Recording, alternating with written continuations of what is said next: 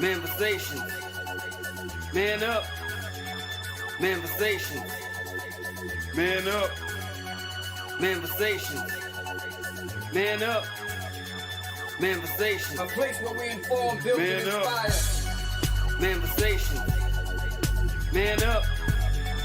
Manifestations. Man up. Manifestations. Man up. A place where we inform. Manifestations. A place where we inform, build, and inspire. You gotta eat what you kill. You gotta go out there. You gotta hunt for your meals. We all have that ability to connect with people, to be that motivational person in somebody's life. You gotta let people know there's certain lines you don't cross, and that there's gonna be consequences if you do. Man up. If you are an adult and you are in a relationship, that person's emotions are not your responsibility. Man up. Manifestations. Man up. Manifestations. Man up. Manifestations. A place where we inform, build, and inspire. The devil, during slavery, destroyed the masculinity or manhood of the so-called Negro. No man. No man. Right now you got to be trained all over again to be a man. When someone is obligated to do something, it is binding upon them to do it. And failure to do it causes reaction. Man up. Position make you rich? I don't have that type of richness. My richness is life forever. If black people knew their glorious past, if black people knew their glorious past, if black people knew their glorious past, then they would be more inclined to respect themselves. I'm not saying I'm going to rule the world or I'm going to change the world, but I guarantee that I will spark the brain that will change the world. And that's our job, is to spark somebody else watching us. A place where we inform, build, and inspire. Manifestations. Man up. Manifestations. Man up. Manifestations. Man up. A place where we inform. Manifestations. A place where we inform, build, and inspire. You want to tell me about yourself? Go get your friends. I'll tell you who you are based on who your friends are. Don't just live and die. That's an ugly existence. Make your life matter. Make your life count. Live a life where people can actually mourn you for the things you left behind, not just because you were around and existed. We need strong black nuclear family. Yes. Yes. That's what it is. Mother, father, son, daughter, all in the same house with a focus on the family unit as a whole. We had Tulsa, Atlanta, New Jersey, Detroit. We had Rosewood. We had Black Wall Streets all over. The Republicans aren't for us, but the Democrats aren't for us either. And we should have no alliance to any political party. We only have alliance to what is in our own best interest. A place where we inform, build, and inspire. Manifestations. Man up. Manifestations. Man up. Manifestations. Man up. A place where we inform. Manifestations. A place where we inform, build, and inspire. At the end of the day, as men in the community, we must stand together and be counted, because people look to us for guidance, leadership, and protection. And if we are not about that business, we are not on our job. Here we have grown-ass man conversations in the spirit of that purpose. Anthony Malcolm, Bobby Drake, Major Gage, we are. This is Manifestations 2020. Manifestations. Man up. Manifestations. A place where we inform, build, and inspire.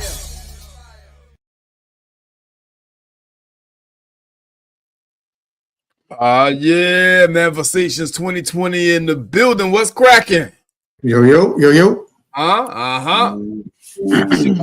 boy Major Gage. I'm here with my mans and them Anthony Malcolm, and Bobby Drake. We are Manversations 2020, and we came to put it down tonight. Yo, we going in with this one, man. We going in with this one. This episode called Backsliding.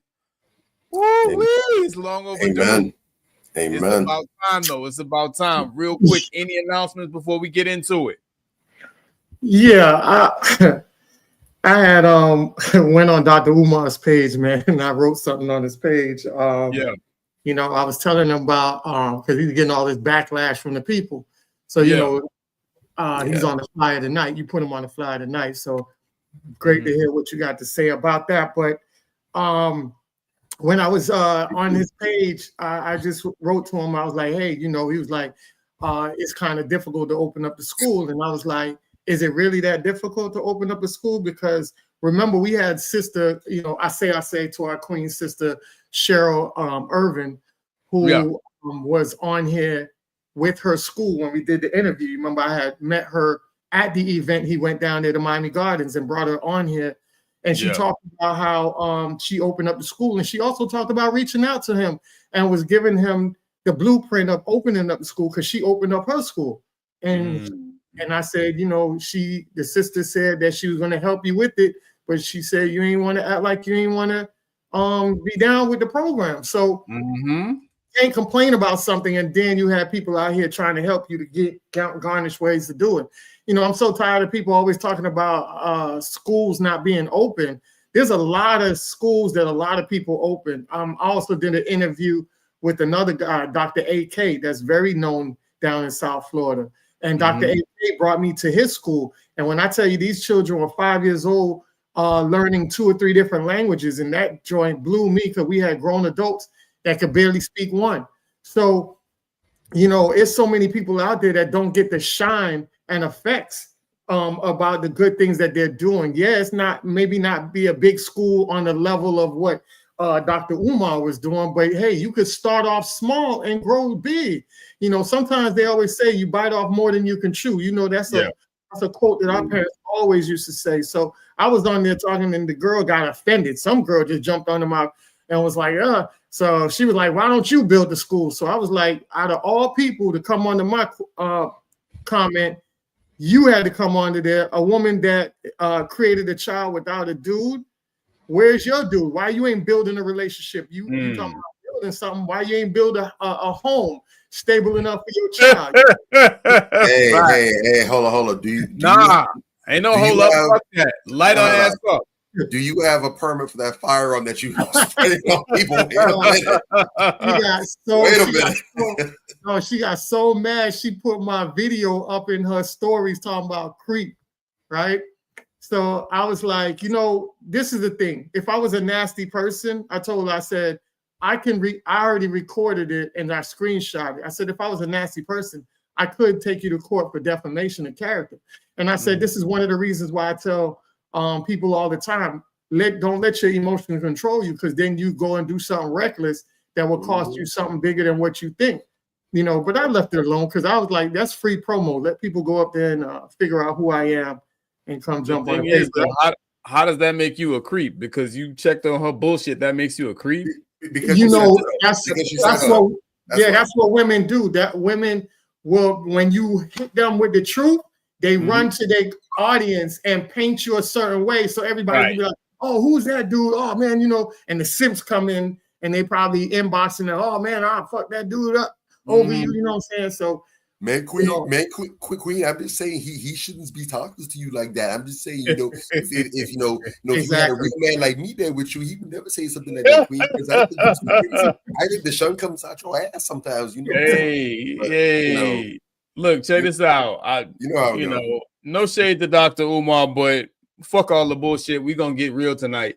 You know what I'm saying? Because I'm tired of hearing all this bullshit about the school and whatever the case may be. If he happens to watch this show, he will not be pleased with what it said. So be it. You understand? You know, that actually has something to do with the question of the day. If we're gonna keep it a buck, so we'll get to that. But you know, Bobby, real quick before we go in, and then I got a quick announcement, and then we gonna smash. Go ahead. Not related to the show whatsoever, but first and foremost, forgive me for a little bit if my voice has a little tinge, a little Batman-esque to it. I was very privileged to support some of my teammates. They had our annual inter-gym tournament. So all the local gyms in South Florida that's affiliated with UFC, they all gathered together this weekend just for like an in-house tournament, just fun stuff. The light shows. And when I say I'm so proud of my crew, I'm proud of my crew. All I got to say is, shout out to all the other spots, Midtown, Doral, Kendall, Pembroke Pines, Plantation, all the gyms in the area. But from what I can see, unbiased, just keeping it real, everything north of Dade County shut it down. That's what's up. We took it. I had a couple of my day ones. They went out and competed for the first time. There's a lot of nerves, a lot of anxiety, a lot of, hesitating to pull the trigger. They did it, and they did so amazing. I'm proud of them. Okay. And my boy, first time competing, went 2-3. He sat out the last match he had, and one of his coaches went ahead and strapped him up, promoted him to blue belt on site as well. Nice. So we got some metal hardware, and he got some new fabric hardware as well too. So well deserved. I'm proud to see my people glowing and shining. And I had to sit this one out. Adulting got in the way, but I told him next month, don't worry, y'all gonna have a chance to have me lift up the banner and keep it up. So we're gonna do what we do. But I'm very proud of my people. Voice a little impacted, but I'm not gonna let it affect what we're doing here too much. So that's what's up, man. Real quick. I thought it was because a rat went in the gym and you jumped on the table and started screaming. Hollering. The word is hollering. It wasn't screaming, it was hollering. All right? You watch your mouth when you talk to me, mouth. You watch your mouth. I got a message. You always got a message. Oh my God. Nice. Anthony with the zingers, man. God damn, you over there ranking like you was raising the projects with me. Shit. Hey, let me tell you something. Back in the days, I was dope with the comedy, bro. Heavy. You dog. Me too. I was on that. Okay, real quick. I just want to make this quick announcement. To all you Cardi B apologists, please, for the love of God, stop hyping up that whack ass song. That song is trash. Don't y'all be up here trying to talk about her maturity and how she's spitting and all this shit. This is the first time I've heard her use words with more than one syllable. That doesn't constitute as lyrics. You understand what I'm saying? Like, get the fuck out of here. What are you talking about? She jacked Jay-Z whole shit. She downloaded the nigga's whole style, put some new words in, and you want to call it a masterpiece. Man, get the fuck out of here. Okay, so we're going to go ahead and get into the show now. What was it? Imaginary Players? The Cardi B version? That shit is garbage. I just had to get that off my chest. I'm so tired of people. I thought you were talking about the one that she stole, but we're not going to talk about that. That is the one that she stole. Imaginary Players. In the streets? Well, that's the new one that she stole because her hit that she's known for, she stole that from Kodak Black. All she does is steal. Yeah. Her and Meg Thee Stallion and other tethers while we're at it. They don't create anything. They just steal shit and rehash it and call it new. Get the fuck out of here, man. You know what's the crazy part? She stole it from a girl. So why the girls ain't talking about the girl on girl thing? Y'all talk about protect women. She stole it from another black girl. Stole that from Jay-Z. Girl, she stole that from Jay-Z. No. I'm talking about the outside joint. You didn't hear about that big controversy that was going on outside? Well, yeah, that was a girl's actual song. I agree, yeah. The one before that, she also stole from a girl. She's always stealing, bro. Well, I will say, if that's her get down, then it's only fitting that she should go ahead and take a piece off of Jay-Z's track, since Mr. I'm a biter, not a writer himself is allegedly the world's greatest. So that's Jay-Z's children, right? That's his offspring. Facts. Facts. Not a writer, I'm a biter. Oh. Yeah, so I'm so disgusted, but we gonna move on, man. Boy, look at here. We gotta do a whole hip hop show soon. You know what I'm saying? Because it's just too much going on in hip hop that's not being addressed properly. I'm gonna just put it that way. Today's show about backsliding. comes from a lot of stuff that I've been seeing in the media from a lot of people, man, that it feels like they've been given an infinite amount of chances and they still screw it up. That, bruh, how many times do you have to understand? How many times do you have to hear something before you understand it? Is my question. You understand what I'm saying? If you look at the flyer, you see everybody on there. I'm talking about from Rev Run to Shikari. And people like, why you put Rev Run on there? And Rev Run, you know, first of all, he was a regular rap guy, round the way dude, whatever the case may be. And then he popped up one day and he was a reverend. You understand what I'm saying? Okay, cool. You know, I respect that. I'm cool. I'm down with it. There was one clip in particular that made me think about him when he was at the 50th anniversary of Hip Hop Awards. Mind you, we know him as Rev Run now. Man, that fool got up on stage. I guess he forgot he was a reverend.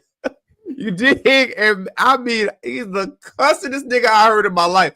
Nobody that performed at the concert cussed more than Rev Run. That nigga was going in. I'm like, damn, will somebody tap this nigga on the shoulder? Hey, bro, you remember you're a pastor now, right? So I thought that was just real suspect. I didn't like the way that felt or whatever the case may be. And then I remember nothing ever came of it, but I do remember this as well. Back in the days when what's his name? I forget his full. What's his name again? They just have Simmons on here, but Joseph Run Simmons was charged with sexual assault. You know what I'm saying? And nothing ever came of that.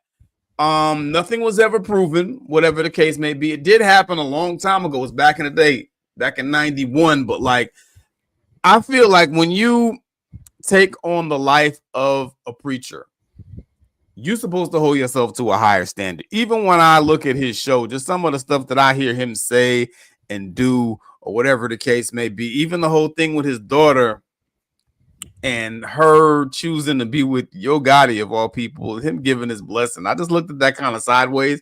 It was very strange to me, considering the type of dude that is, you know what I mean? And just some of the things that he would even let his daughters participate in growing up. It's like, bruh, you're supposed to be in the church now. You know what I mean? And his actions just didn't match up to it to me. Maybe I'm tripping, but that is how I feel about that situation. It's just very strange, you know, some of the stuff that I've seen him do as a person who is a man of God, supposedly, you know, and I tend to really kind of be on that. You know, when I take people very seriously. If you're telling me that you're a man of God, I'm expecting you to act like a man of God. You know what I'm saying? At all times, you know, in all capacity, I'm expecting you to bring it. You know what I'm saying? Now that's one guy. And these first two, I'm not going to stay on for too long because the stuff is kind of mild, but I just want to set up what I'm saying by painting the picture. You know what I'm saying? And the other guy who's kind of mild for me is this guy, because people don't realize that this guy is a repeat offender. Hall of Fame tight end and media personality Shannon Sharpe sued for assault and other claims. The media is investigating whether Sharpe, you know, has the claims against him, whatever the case may be. The guy who's in the article reports that Sharpe's time at FS1, he was accused of choking. Here's Shannon Sharpe with the choking again. He was accused of choking a female production assistant in the workplace. And two unnamed sources are in support of that. You understand what I'm saying? So this is basically, I'm showing people here again that this is not this person's first rodeo in any capacity. Not only that, hold on, what's the other one? Because Shannon Sharpe has another one in here. Shannon Sharpe is a mess. You understand? Like on some real talk, I really hope he gets himself together, because Shannon is always in the news for the wrong reasons. Shannon Sharpe arrested at least twice for battering 2 different women decades before 2 latest lawsuits. You understand? And this is what I'm saying. Like, people don't understand when they talk about Shannon Sharpe and the stuff that he's doing now. And I mean, now he's got another case with, the lady at the Usher concert that was dismissed. Thank goodness. I'm glad he's catching a break of sorts or whatever, because I don't believe Shannon Sharpe to be a bad person. What's up, Anubis? But he is one of these repeat offenders. He just don't get it. No matter how many times his big goofy ass knock his head up against the cabinet in the kitchen, he still keeps banging it. And I just can't understand, some of these folks that they get a million chances and then they screw up a million more times. Talk to me about that. What do y'all feel about those 2 stories? Well, going back to the Joseph Reverend run, you got to understand the apple don't fall too far from the neighboring tree. Remember Russell Simmons and his allegations and what he went through with Kimora Lee and dating her at the age of 14 or 16 and having a child with her. Having a child with her. And then he got into some legal allegations that a lot of people don't know about, and allegedly that was one of the reasons why he had to leave Def Jam and give it over to Jay-Z, and also took off into another country. From my understanding, I don't even think he is in the United States for a very long time. So that type of your friends, that's why we always tell the youth and everybody, and one of my favorite quotes from my father that I had, show me your friends and I'll tell you who you are. Don't tell me who you are. Show me your friends and I'll tell you who you are. That's why that quote from my dad that passed that down to me was so powerful, because you shouldn't, there's nobody going to get the opportunity to tell their side of the story or tell you about what they are. They should be able to off rip, look at you and do everything else and have a basic precision of or a good gesture of the type of person you are based on your the way you talk, your mannerisms, the way you walk, the way you carry yourself. There's a lot of components that's in it that people can see, like, hey, that's a pleasant person to be around, or oh, now something's a little off with that person. I'm a little suspect. So you got to be very careful about the people you hang around, because even though you're not doing it, you will still carry the same heat as somebody else doing it. It's no different than you doing a crime. You might be the getaway driver, but the person who pulled the trigger, all y'all going to get charged on the capital murder as the same thing. So you got to be very careful about the friends that you hang around. So when you hear about Reverend Run, that doesn't shock me because of Russell Simmons and the whole camp of what goes down. The other guy, I don't know, he's like, shh. I don't got nothing to do with it, which kind of reminds me of the Fugees when you got Praz and then you had the other dude, John Forte. They got caught up in some all type of weirdo shit. And then even, what's his name? Wyclef and all them, you know what I'm saying? But Lauryn Hill, the one they deemed crazy, she ain't get tied up in all that nonsense if you go to digging in some stuff. But on to the next person, Shannon Sharpe. We already know who he is. He's just this big buff dude that don't really have no brains.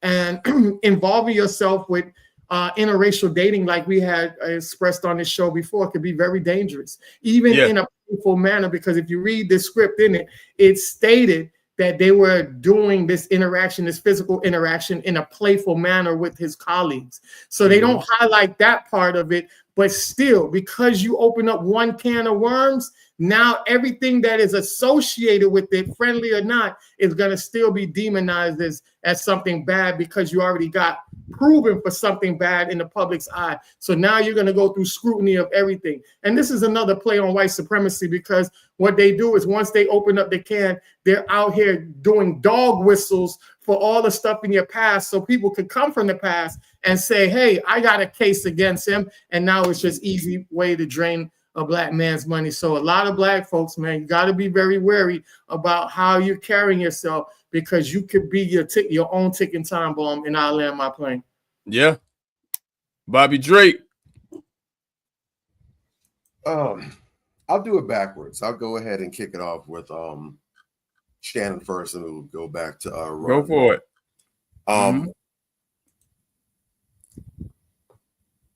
It's the year 2025 AD.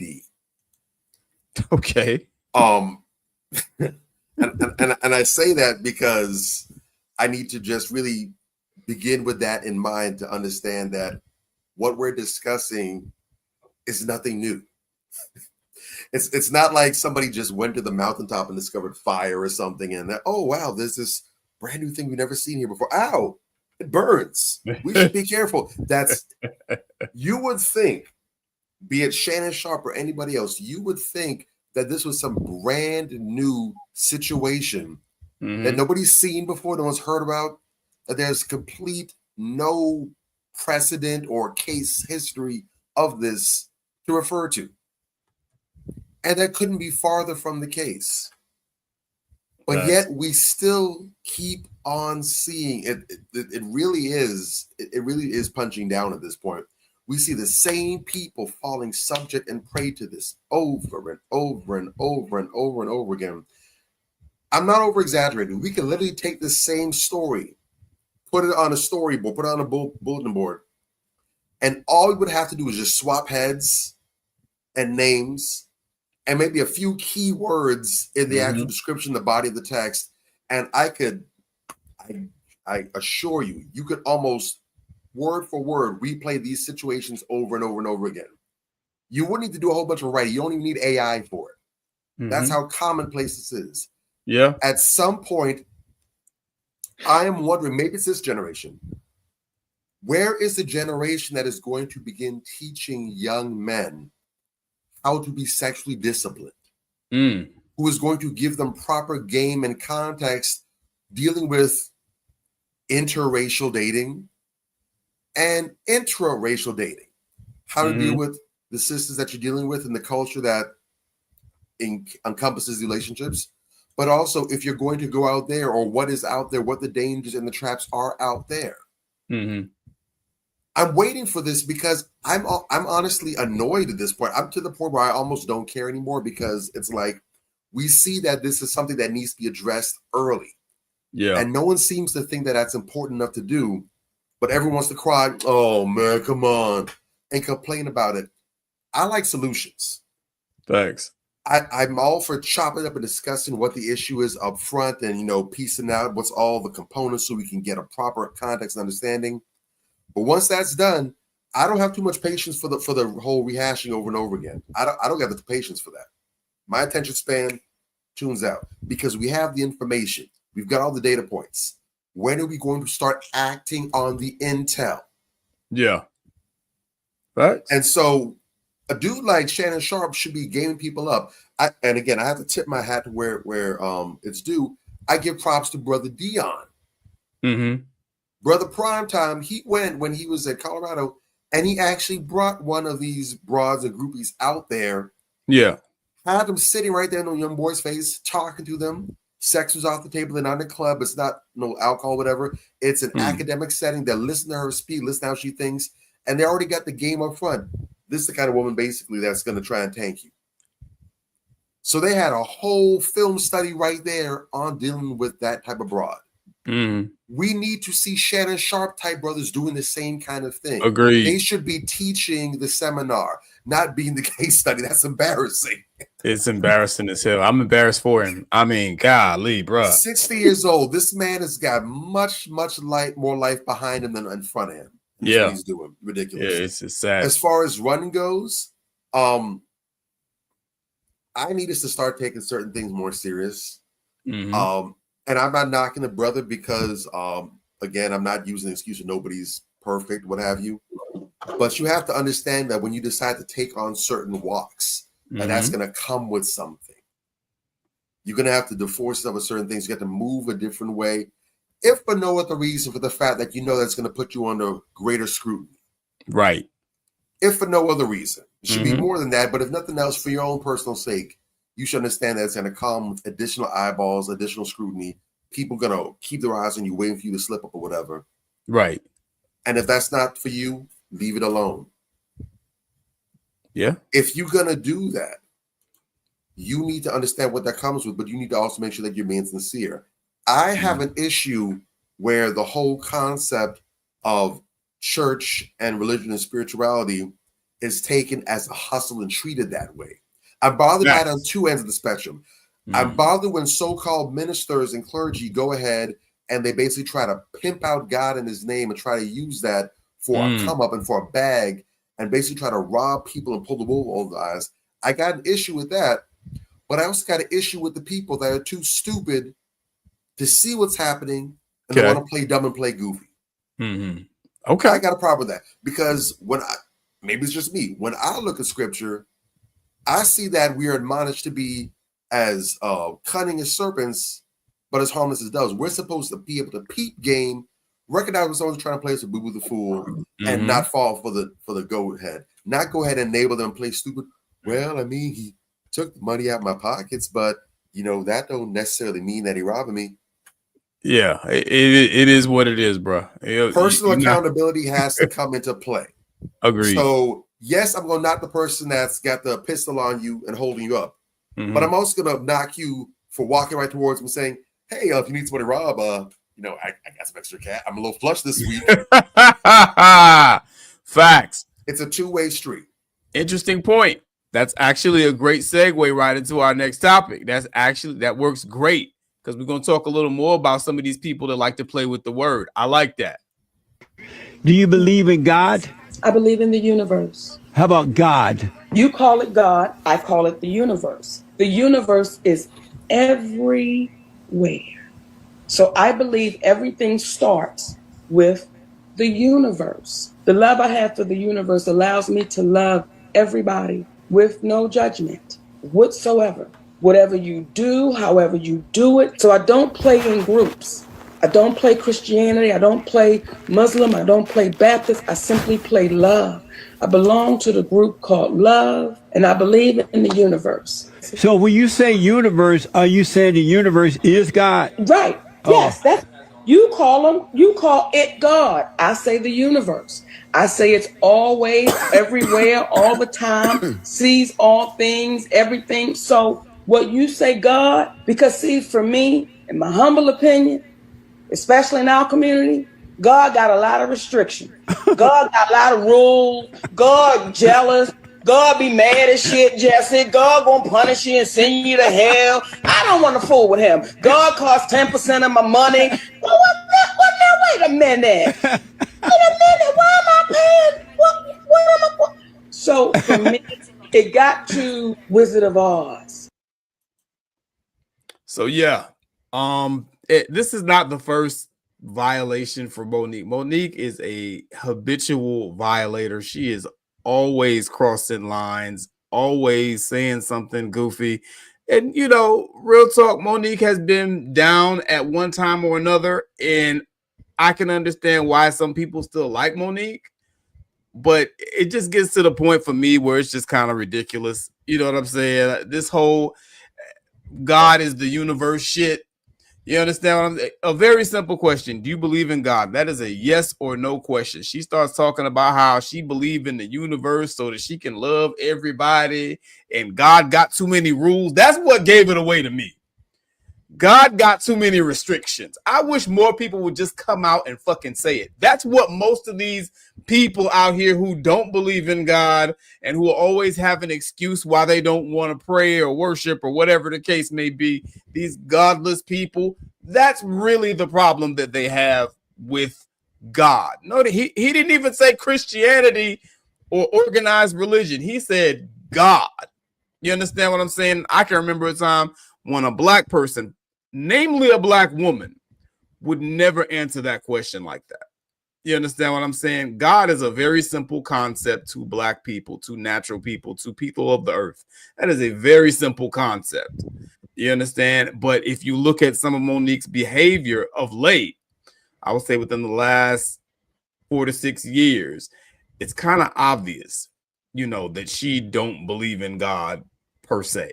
You know what I'm saying? And I just found that interaction was just so telling. And to me, it was just like, man, this is a crock of shit. And I mean, granted, this is an easy interview. It's Jesse Lee Peterson, for crying out loud. You can't handle Jesse Lee Peterson? Really? I mean, it's crazy, but I thought that was a very interesting exchange. What do y'all make of it? Well, Monique, it's a little different for me for Monique. You know, I ride with Monique. She, especially when she was going against the agents and the gatekeepers, Tyler Perry and Lee Daniels and Oprah Winfrey, and how they did her nasty and all of that. When you look at it from that aspect, well, when I look at it from that aspect, before that, she was cool. She was down to earth. She was real, you know, a real down to earth person. But I think that situation kind of rubbed her the wrong way, dealing with these demonic and psychotic people in the industry, in Hollywood, that use a lot of God. Tyler Perry uses a lot of God.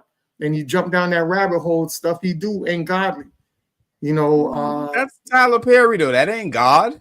That's Tyler Perry. Yeah, that's what I'm saying. It's Tyler Perry, but I'm just saying, I'm just using the whole connection of how people see other people related to how they supposedly supposed to align with God, and they're doing ungodly shit. You get what I'm saying? So you got people that. I hear you, but I feel like at her grown age, she should know the difference. Yeah, but you gotta understand, Major. You gotta keep in mind of the concept of how people, like we talked about, damage people. I'm not trying to give her an excuse or anything. She should be a grown person that takes accountability for her therapy, just like I say, the accountability with R. Kelly and his therapy. Yeah, you were a victim, but because of that victimization, that hurt, that betrayal, you end up becoming a monster. It's no different than Monique. She had become a monster based on what these people had done to her. That shit was real foul, what these people done to her. You know what I'm saying? I agree. It was very foul what they did to her, but at the same time, like, bro, she can just use that as an excuse at any time. Even in this clip. That's what I'm trying to tell you. I'm not knocking what you're saying on that. Yeah. You're not listening to what I'm saying. I hear you.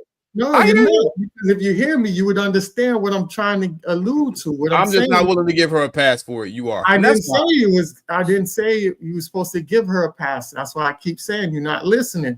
Okay, I said go ahead. at her grown age, she doesn't get a pass. It's up to her to get the therapy that she needs to get to because of what was done to her. You know what I'm saying? So that's what I was saying on that angle of Monique. But when you look at it, and people they talk from hurt, they talk from trauma, you know, without healing, you're going to say stuff like that. You can feel the pain and the hurt and the betrayal when she's sitting there explaining stuff, because she's talking about certain things about what she feels is God has restrictions and God this. A lot of that, I think, is coming from her personal reaction from people she personally dealt with. And she doesn't want to deal with God in the reference of the people around her that's doing evil, that uses God as a shield to do some evil shit. No different than a pastor that's in the inside the church that's preaching and doing some foul stuff with the children in Sunday school. You know what I'm saying? It's going to turn you off. A lot of people are turned off by church because of the hypocritical and evil ways that they display themselves in contradiction, when they contradict themselves. And she's contradicted herself plenty of times too. She's talked about how you know, plus size women need to embrace themselves, and then went out there and got a diet behind everybody's back.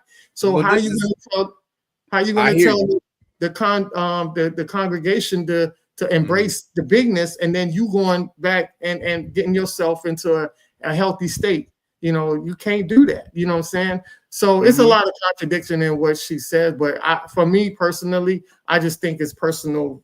It's a personal reaction of how she has been treated that makes her think that way. I'm not giving her no excuses, but that's just how I feel. And I respect that. I respect that. I guess, you know, I'm a little more harsh. I just don't buy it.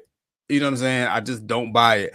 Because you can't buy that. That's what I'm saying. You got to understand as a person, bro. You cannot, when you see people in certain spaces that need a kind of a lot of mental and healing, dog, you just got to say, man, I pray for you. That's why people just say, I pray for you and walk away. It's not to say that you can't give her a pass. It's not to say that. It's just saying that it's some deep-rooted shit going on with Monique, and we don't have the time or energy to even attack that. That's somebody on a clinical level that got to deal with her on that. Agreed. I do agree with that. But what I'm saying, my issue is with that. This is my whole issue with it. You understand? If that is the case with her and with Kanye, all these very hurt people going out here making these very public statements, if that's the case, you need to just shut the fuck up.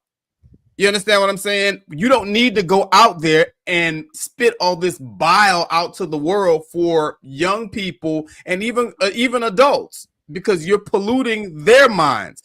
You're spreading it. That's my issue with Monique. You understand what I'm saying?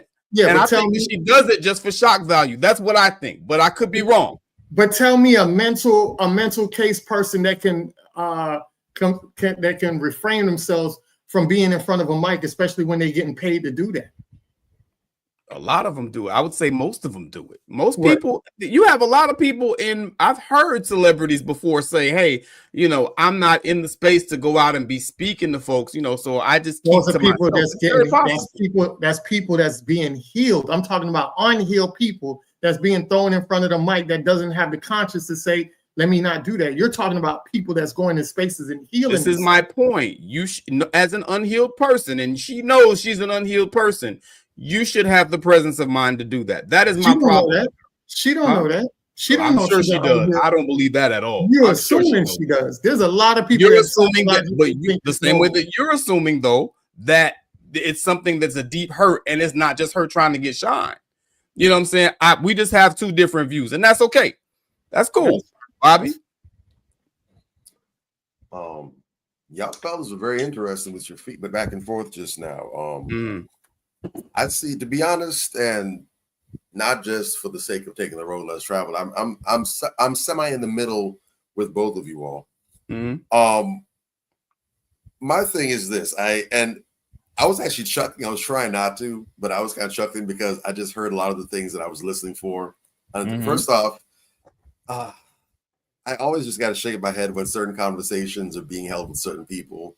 Okay. It's like, God almighty, we talk about being between the devil and deep blue sea. We got Monique on one side, and we got the grandfatherly coon himself, Jesse Lee Peterson.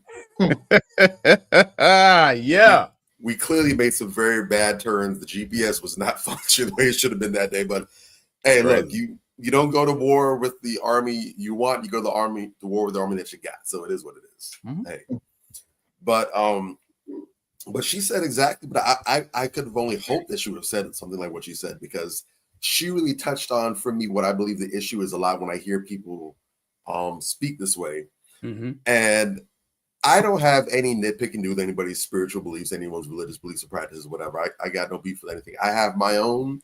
And that's fine. I'm perfectly up for discussion with folks, respectfully. I've had some very respectful discussions with people who are from my faith, from those who are not from my faith. And some of my most valuable chats have been with people who don't believe what I believe. Right. And we've had some respectful conversations, dialogues, and I would like to think that we've both walked away, or all involved walked away, with excellent viewpoints. And even though what I heard didn't necessarily shape my belief, but it definitely caused me to dig a little deeper and not just settle for the surface level and not be afraid to ask questions. I have a growth mindset. So I'm never afraid to hit a roadblock or an obstacle or reach a I don't know moment. I've seen a lot of people over the years, both with terms of spirituality and with other things, as soon as they hit the first why question or they bump into something they don't have an answer for, somehow that's an earth-shattering moment in the meta. And it completely unseats everything for them. It's like, I used to believe this. Now, forget that. I'm like, dude, it's just a question you didn't know the answer to. I mean, did you think that maybe we can dig deeper or ask some more questions, or maybe find out, hey, maybe there's something that you need to just sit with for a little while? But for some people, just that one little bit of uncertainty is enough to unseat everything.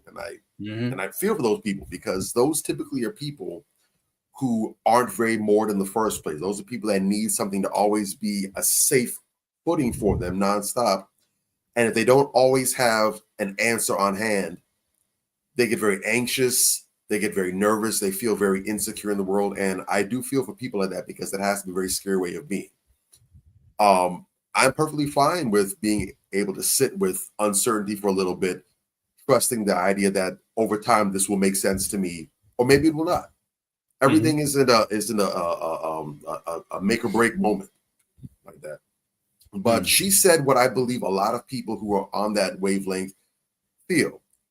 They will say the universe, they'll say the pinky, they'll say the handkerchief, whatever else, and not God, because they understand that when you're talking about God, you're talking about a standard. And like she said, she doesn't want anyone to hold her to anything. And the ironic thing is those people tend to be quick to pin you the mat about something. You said this, you said that, but they don't want anyone to do that to them. You understand this stand about, well, I believe in love, I believe in the universe, but God is love.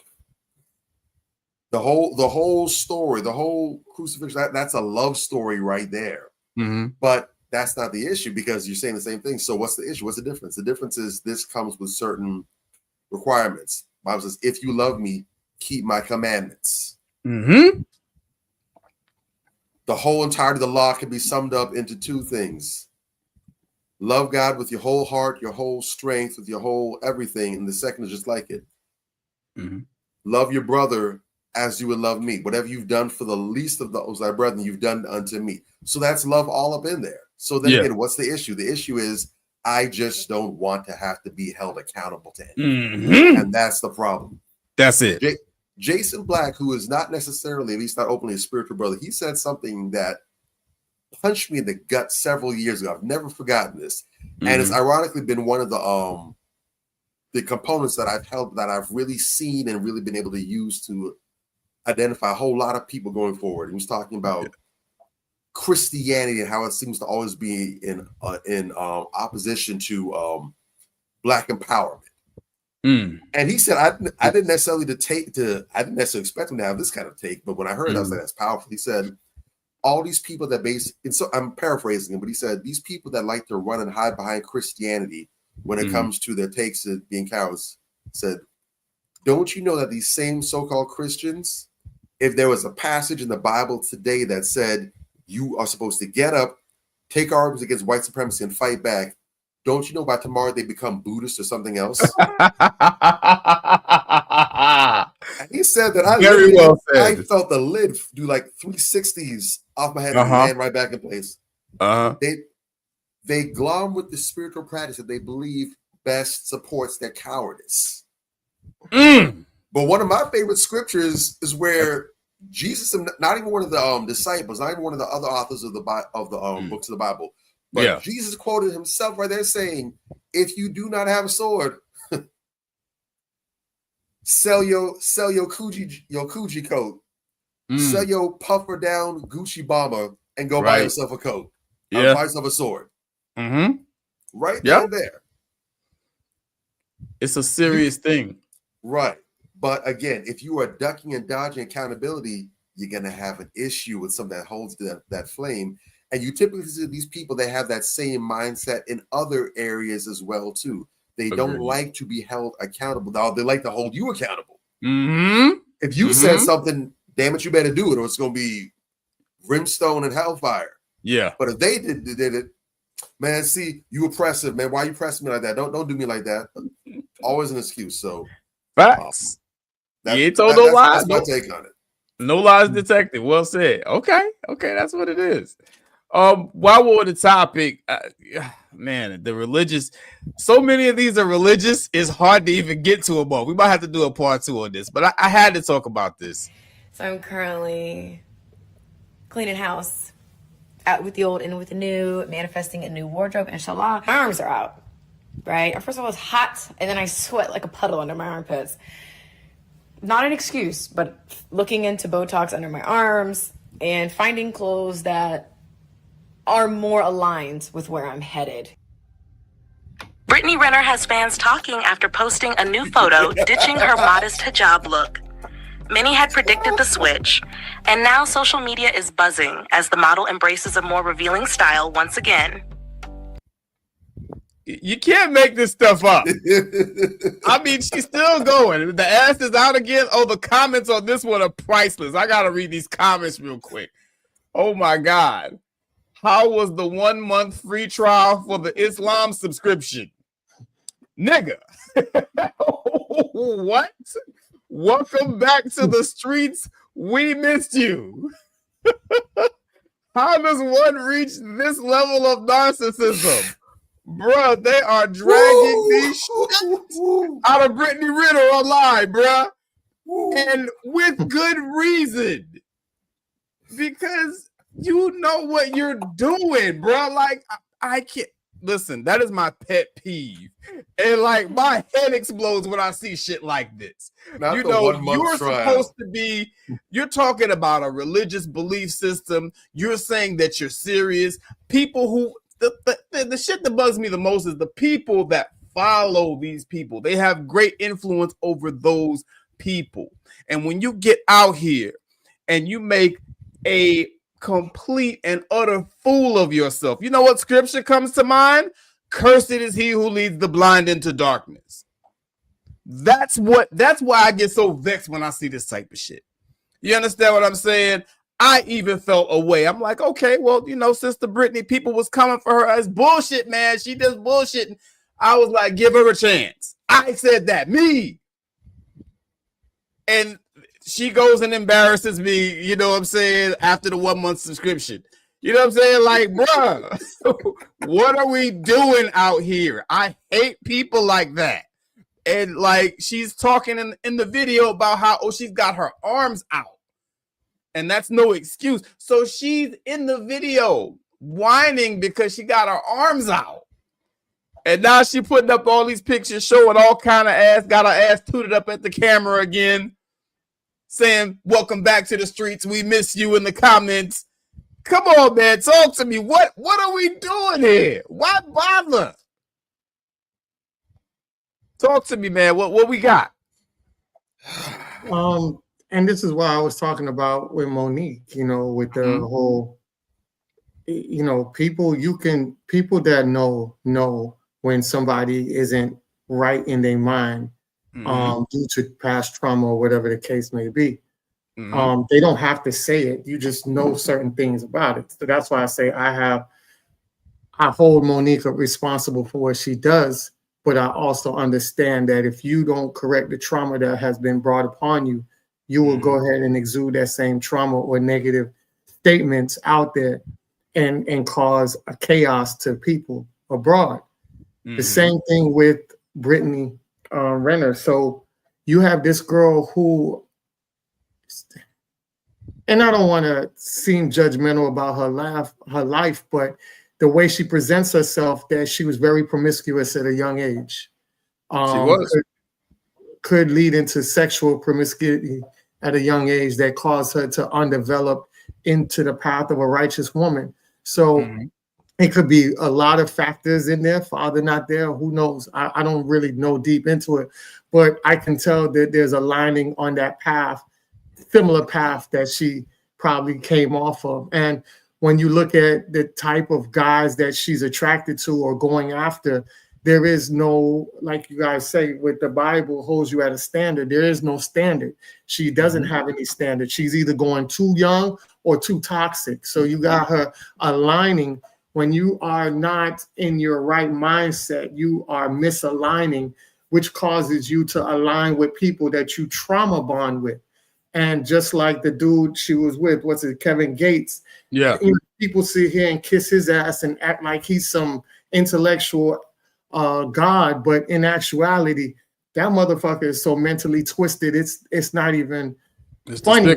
Yeah, it's not even funny how mentally twisted he is. So he got this thing where he's, you know, he lures himself. If you look at the women that he gravitates to, he lures himself to women that get caught up in his world and idolize him because they too much don't know how to differentiate the difference between an intellectual guy and a guy who's just loving bombing you with sapiosexual theories and things like you to suck you in. So when you have that type of energy that you are drawn to men because you're not being healed. You haven't taken the treatment to get healed. So that way you could gravitate to the guys that are more suitable for you versus the guys that just aren't out there, not anything good for you.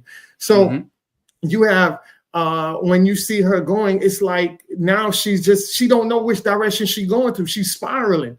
She don't know whether she need to stay on the left or stay on the right. She tries to stay on the left, but her body's dragging her to the right. She started to stay on the right, body's dragging her to the left. And that's what you're seeing. That's why people are laughing at people, because you say one thing, but you're doing something different. And whenever you're doing something, it doesn't last long. So people know that you're only being fake and phony for it for a certain degree. And it's the same thing with Kevin Gates. He does certain things for a little bit a minute, and then he don't do it. When the last time you seen Kevin Gates running around here with a feather in his head? It's been a while, right? Yeah. Remember when he first came out, he was running around with feathers, and you would have thought this man was a native Navajo Indian, but now he picked up on Muslim and this and that, and just went on all on the other side of things. And I just say, sometimes you just got to watch people, and you just got to look and say, hey, I just pray for you, because at the end of the day, if they're not getting the healing that they need, the proper treatment to heal themselves, then it just doesn't make any sense. And just like I tell people before, and I'm gonna land my plane on this, you can have somebody that's addicted to drugs, narcotics, whatever. If they don't want to get the proper help for themselves, you're only wasting time, money, and energy behind that. So you have to wait for her to want to do better for herself, instead of us wanting to do better for her, because she has to take that first step. And until she does it, she'll never be in the right mind or in the right place she needs to be to. You're absolutely right. And I guess my main issue is that when we saw her take those vows to Islam, we thought that she was taking the right step. That's my issue. It's like, it's like she did create the illusion that she was taking the right step, but it wasn't serious. It wasn't sincere. And it's like, okay, so how do we ever know when to believe you if every time that you do something is insincere? So let me ask you a question. If I go to the altar with the devil and I say I'm going to get baptized into Christ, you going to believe that I'm being baptized into Christ? But she didn't go to the altar with the devil. She didn't do that. She said that she was stepping away from her old life. I believed her. Poor fool. She stepped away from her old life with who? Who converted her there? I'm just saying. I thought that there was no. Who converted her there? It was Kevin Gates, but I'm saying exactly the devil himself. Come on, man. Silly me. I thought there might have been a chance. That's what I'm saying. Because I've seen this happen before. Even though the person who brings you someplace is kind of fucked up, when they bring you to that place, I've seen said person actually take that thing seriously, even though the person that brought them there was fucked up. I've seen it before, because Islam is still Islam. You know what I'm saying? And if you're a real believer, you know what I'm saying? It can happen. But unfortunately, yet again, you know what I'm saying? But it is what it is. Bobby Drake, what you got? Nah, when I saw that, I chuckled, but like you, I was willing and open to giving her an opportunity. Now, personally, I have my money on her folding, based off of who she was. But I, like yourself, I have seen people that many would have considered to be irredeemable, right? Beyond saving, beyond salvation, whatever the case may be. They went ahead and something happened. Maybe it was some personal tragedy. Maybe it was something. Maybe just the switch flipped on their head, and they had their Emmaus Road, come to Jesus, whatever moment, and they went ahead. They changed their life, and they were a bit on the straight and narrow. I've sat back and chopped it up with dudes who were ministers, who were preachers, whatever, and the stories they told me, like they were literally in the streets, like they were that dude, like all the stuff you watch and see on Power, BMF, they got their own comparable tales right there. Yeah. They talked about how, God intervened in their life and made a difference and made a change. And the amazing things they've been able to do through God in them and everything. So I know that it's possible. And if God can do that with those types of people, a fans only broad, it's light work. I've seen it. Yes. It is. But the one thing that I do understand, and that's the area that I don't touch, is that is a matter of the heart. And so I don't mess with that. Now I will look, and one of the things that annoys me is, and I hear some people who are supposed to be Christians as well, so I'm going to just refer to Christianity because that's my background, that's my base. I can't weigh too much in on Islam or anything else. I just stop at what I know. What I do know is that in Scripture does say that we are to judge the actions of others. People like to get that twisted and say, oh, don't judge anybody, only God can judge me. That's not biblical. It's not accurate. We are actually encouraged to judge. It says right there that by their fruits you shall know them. If you see a whole entire pear tree right there, and the pear tree talk about, no, let's talk about, man, I'm an almond tree. Fact. Well, I believe they said the almond tree, fool, God gave you eyes and senses that work. You look at apples, you look at pears talking about that's almonds. You an idiot. Come on now. You messed up. The only thing that none of us are in a position to judge is the heart, and that's specific. Yeah. Only God can see the heart. So we can't see if a person is sincere in their statements, but we can watch their actions. We can watch what they're doing and see, does it line up with what they're saying?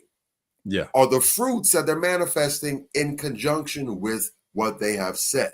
And based on that, we are in a position to go ahead and make an evaluation and say, you know what, I'm not 100% sure, but I have enough evidence to suspect that this is X, Y, Z, or 1, 2, 3. And at that point, we forget them.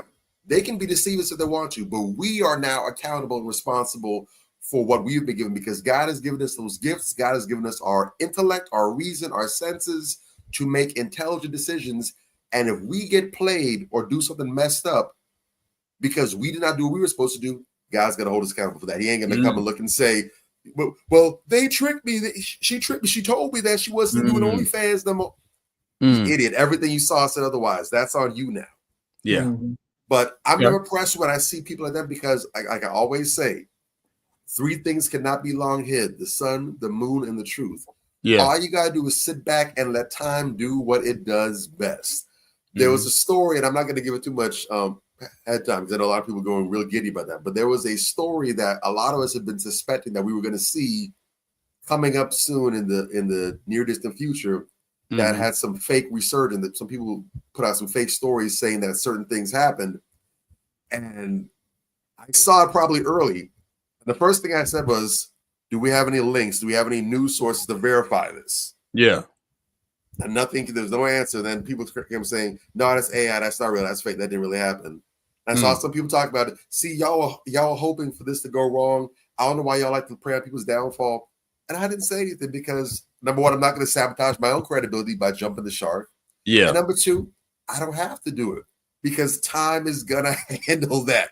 Time is going to happen. I believe that what was reported falsely will come to pass in the future. I hope it doesn't. Yeah. But I believe it will come to pass. But I'm not rushing. I'm sitting back, chilling, living life, but keep my eyes open. And if I hear that first actual legit story trickle in, yeah. I told you so. Hey. But if I'm wrong, then I'm glad to be. I like to be wrong about things that unsettle me. I'm usually not, but I like when I'm wrong in those instances. I don't like to be right about bad things. But I agree. It is what it is. Then what you want me to do about it? I'm the same way. Go ahead. No, I was going to say I give grace to people when I see that they're putting in the work and the production of it. Because remember, we was on here and I gave props to Black China. It was a while after she made her transition, but I gave props to Black China. Me too. Yeah. I have not seen her in any news story or anything doing her old ways, from my knowledge. So, there are people that can change like that. Hell, absolutely. One of our great leaders, Malcolm X, remember the F shit he was doing and got up in prison and changed his whole life and become one of the iconic people of all time. So, it's just that you got to give people a chance to see if that real image is really real, or is it just fake and it's gonna come off? Well, that's the thing. That's why we're here tonight. You know what I'm saying? Because we're examining the past of some of these folks. And the thing is, we have given them chances. That's why they're on here. We've given them so many chances, and they keep fucking up.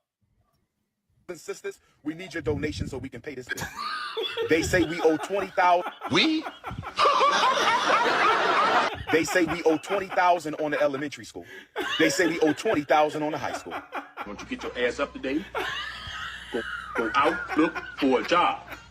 They say we owe approximately 20,000 on the high school. Our accounts are frozen. Our accounts are frozen. Our accounts are frozen. We need y'all to help us pay this job.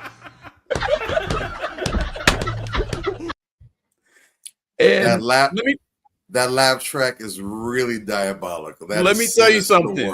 I chose that video for a reason, because Umar, God bless him, I actually donated to Umar's school. I do still believe at this date, at this time, that Umar does want to build a school.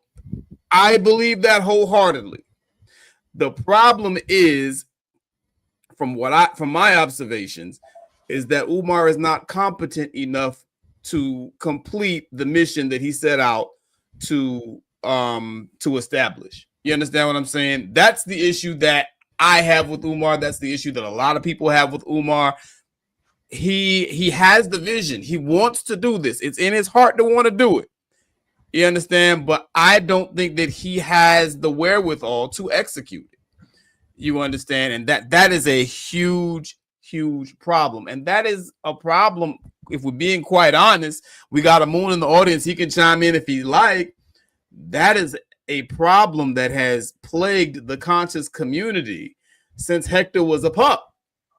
You know what I'm saying? You got a lot of fools running around with these grandiose ideas. And opening a school is not even a grandiose idea. That's kind of why I think people are so mad with him. Because, you know, even he got mad with Lord Jamar when Lord Jamar tried to offer him help. He got mad at other people when they tried to offer him help. And now he's talking about he needs $40,000 to save the school because he's about to lose it. All right. I ain't going to hold you, Dr. Umar played himself heavily. This is a disgrace. Word is bond, son. That's why I played the video with the laugh track, because he has made himself into a punchline in many rooms in Black society. And it's a sad shame. It's a crying shame, because I believe in Umar. Umar is right about a lot of things, but there are a few things that, you know, Umar can just not overcome at this point. If Umar opened a school tomorrow, just his antics and the way that he behaves online and so forth and so on, the way that he carries himself, I don't know too many people that are going to be willing to send their kids to his school like that. Credibility shot. His credibility is shot. You know, and the more he keeps coming with these antics, the more he's damaging his brand. You know what I'm saying? And it's very painful to watch, because I do believe the brother. You understand? But I mean, his latest videos, he's up here talking about how, oh, you know, it's the white man's fault. And what's so crazy, you watch Poetic Flacco and you watch some of these other guys who've been talking about Umar, and they said he's going to end up failing and blame the white man. And that's exactly what the fuck he did. And it's like, bruh, these are not intellectual heavyweights, and they're calling you out, and you do exactly what they say you're going to do. You know, because they said, from what I understand, he's saying he needs $40,000 by the 25th, or they're going to auction off the school.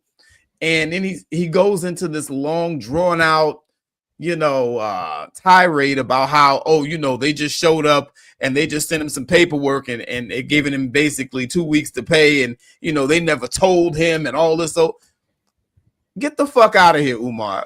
It don't work like that.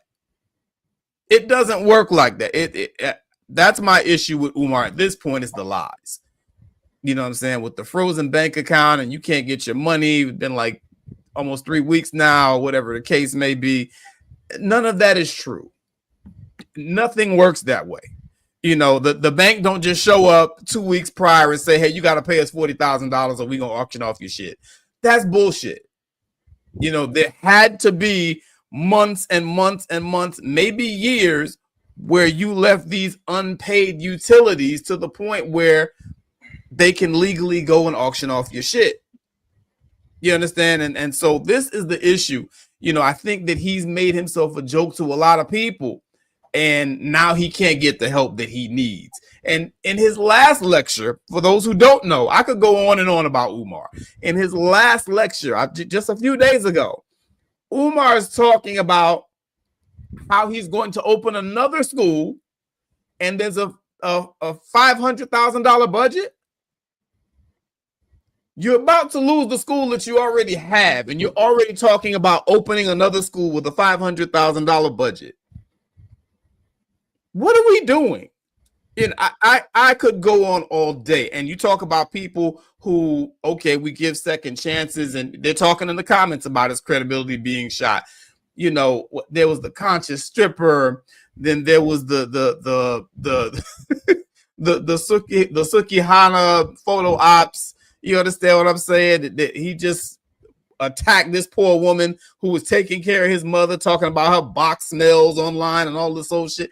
Just there is a plethora of shit that we done forgave Umar for, and yet he still does this. It's ridiculous, man. I can't defend it at this point. You know, I wish the brother well. I hope he does eventually get a school, but it's two things for me, and I'll just close with this. The competence level is just not there.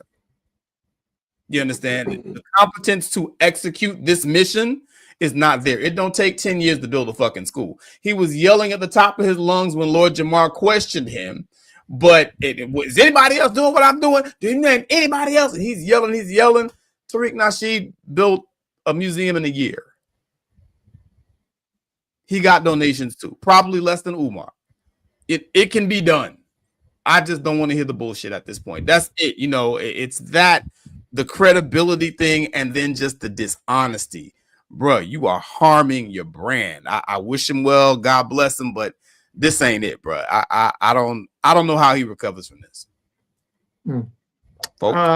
Yeah, I had a powerful interview with Dr. Umar 2014.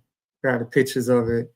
Then I had another powerful interview with Dr. Umar 2015. Yeah. And that shit was even more powerful than the first interview we had. I was on a radio station, and the guy who owned the radio station wouldn't release the audio to me. So, you know, a lot of people in the world, y'all not going to hear that audio soundbite because of the guy who held it. You know, when Dr. Umar came into the studio, we had it. And this was before people were putting up clips and all that, because this clip would have went viral if we recorded out of the studio. Yeah. Dr. Umar has done a lot of great things. You know, with Hidden Colors, he was a very, very, like, he speaks very well. That's one of his most powerful traits. He can articulate himself very well, more powerful than pastors. But the problem is that because his voice is so powerful like a pastor, now you're starting to pastor pimp with that voice, and that's where the damage comes in at. Because now you're pulpit pimping in the conscious community, in the conscious fashion. Yeah. And I don't agree with that, because at the end of the day, you're hurting your own people. And this what hurts a lot of people. A lot of people got to take this in consideration. Why so many people are giving them backlash. In society standards, financial standards, Black folks are at the bottom of the totem pole. Everybody's above us.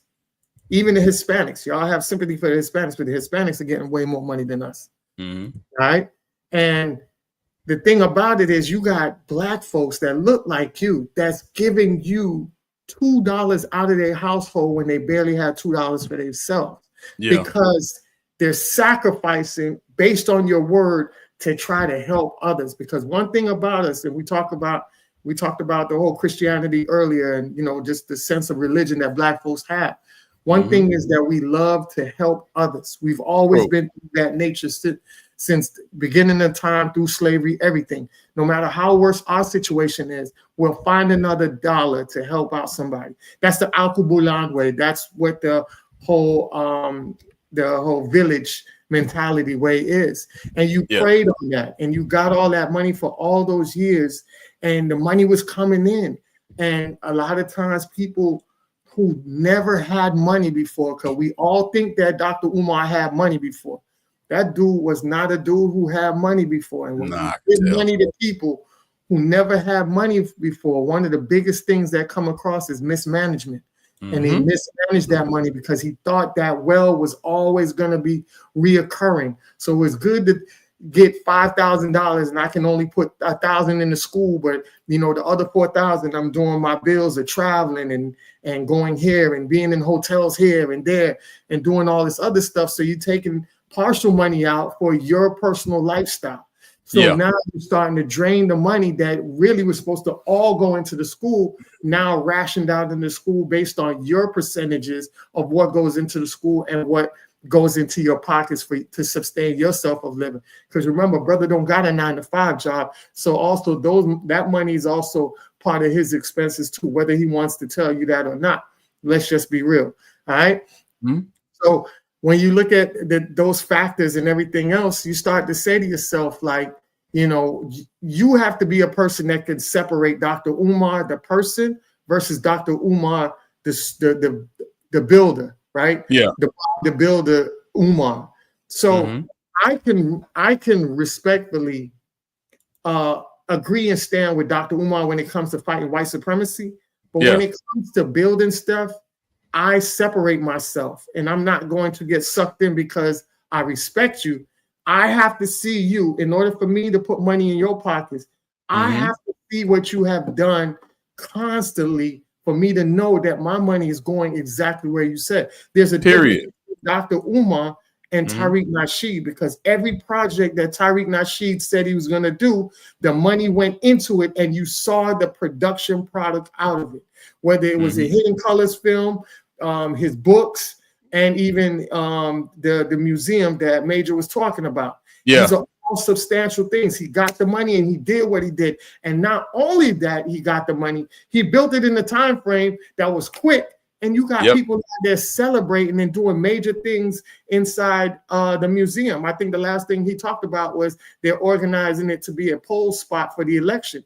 So you have people out there that say what they're going to do and people that make promises of what they're going to do and never come through with it. So you have false hope versus people doing tangible stuff. So I just want people to understand, look, you don't have to have bad blood with Dr. Umar, but you also don't have to feed into that part of him as well. So you can hold a person credible or accountable for what they don't produce when you put your money in it, but don't get mad at the people that's getting mad with him, because there's people that have been putting in the last 10 years that have made money aside, have been given monthly and annual donations, and they're not seeing anything done with their money. And that will make you very frustrated. And that's why you see a lot of people giving them backlash and things like that. I welcome Dr. Umar. Come on the show, have this discussion. But otherwise from that, man, I just have to keep you at bay and let you fight the white supremacy fight that I'll stand behind you with. But when it comes to the school, you got to show me something, brother. You had more than enough time to do something, and you got to come up with the results. Facts. Bobby Drake. I'm gonna have to take it a step further than you with that, Ant. Co-sign everything that you said. And when I say this, I don't say this lightly, because I also have been a Dr. Umar fan and supporter. I didn't contribute to the school, but from the time he first announced his intentions, I was on board with it. I believe that it was and still is to this day something that was very much needed for our children, and that the significance and the impact that it would have would be setting a whole new paradigm for us going forward. But I'm at the point now where I have to jettison myself from him, because the issue that I take with him now is that I don't see how I can separate Dr. Umar, the speaker, the truth teller, the person that is speaking truth to power, disseminating history, facts, and insight and wisdom. I can't separate that person from the person that is the fundraiser. And that's probably the nicest way that I can put that. Now, if you've had conversations with me at length about certain things, then you know that typically I've been always of the mindset that it is possible to compartmentalize and segment people. You know, some people might not be able to give you much on this side, but they're very good for this over here. And I'll say, you know, you don't have to necessarily throw the baby out with the bathwater. But I will always say that. As we do understand, though, there are typically, almost as a rule, ironically enough, exceptions to said rules. Yeah. The reason why I can't co-sign or be in alignment with Umar anymore is because at best, this whole debacle with the school, it's a top tier case of complete and utter failure to plan, organize, and being structured. It's about as ADHD as you can get. I especially take issue with the fact that, because I haven't been following him in depth like that, but going off of a number of credible reports that I've heard, he was turning down help. He had people that reached out that say, hey, we can do this, we can provide this, we want to help bring to life. And he was actually shutting that down, which to me was like, the hell are you talking about? He was attacking those people to make matters worse. All right. And so I'm like, you're trying to build something as elaborate as this and you're turning down help. You're in a position to do that. That's off the rip. And again, that's me being nice. If I really wanted to be really scathing about it, I could say it's a flat out con and a way to pad his pockets and to get rich to pay off his other debts, whatever else he's got going on his personal side, using the money of the people. I could say that because this has been one of the longest running everlasting fundraisers I've ever heard of. That's shown relatively no signs of progress, and the little bits that we have gotten have taken extraordinarily long to manifest. Right. It don't take that damn long to buy a freaking vacant building. I saw a brother that got into it with Boule Bird Martin the other day, who's trying to clown him because he had the audacity and the gall to criticize the Democrats for their inaction. He wanted to get on his neck for what he did, and he sunned them right there and said, actually, I've got to get a piece together with school myself. I went ahead and I bought a building. We had some people were doing this, that, and the third, laid it all out. Had Boule Bird stumbling and fumbling, looking stupid right then and there. Last I checked, he didn't have this major crowdfunding effort like Umar did. So what the heck? Is that New Era King? I believe so. I believe, yeah. Okay. But here's the thing. Because before all this, no one knew who Dr. Umar was. He was just, in his own words, a school psychologist. We could not have Dr. Umar, the person who's been able to raise all this money and get all this paper, if we didn't have Dr. Umar Johnson, the speaker. Yeah.